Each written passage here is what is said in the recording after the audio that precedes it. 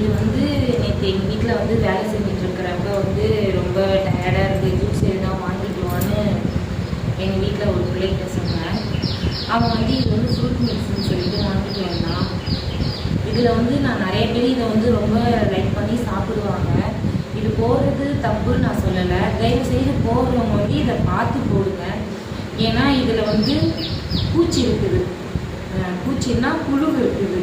அதனால் வந்து அந்த பழம் வேஸ்டேஜ் பழம்லாம் வந்து பழக்கடை வச்சுருக்கிறவங்க பழம் நீங்கள் அவங்க எதுக்குன்னா கம்மியான ரேட்டு கிடைக்குது, நம்மளுக்கு காசு சம்பாதிக்கலான்னு எடுத்துகிட்டு போயிட்டு வேஸ்டேஜ் பழத்தெல்லாம் எடுத்துகிட்டு போயிட்டு ஜூஸ் போட்டு இந்த மாதிரி சேல்ஸ் பண்ணுறாங்க.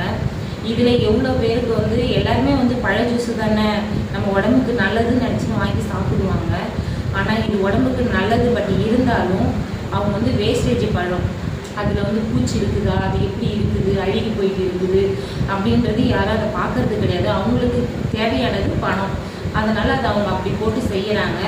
தயவுசெய்து வந்து இந்த மாதிரி இப்போ ஜூஸ் எல்லாம் வந்து நீங்கள் ஓரளவுக்கு அவாய்ட் பண்ணிக்கோங்க. ஃப்ரெஷ்ஷான ஜூஸு உங்கள் கண் எதிர்க்கே வந்து மாதுளம்பழம், ஆப்பிள், சாத்துக்குடி இந்த மாதிரி பழத்தெல்லாம் உங்கள் எதிர்க்கே ஃப்ரெஷ்ஷான ஜூஸ் போட்டு கொடுக்குறாங்கல்ல, அதை குடிங்க.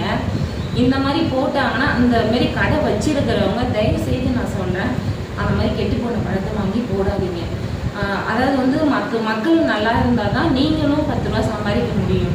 அதை விட்டுட்டு நம்மளுக்கு காசு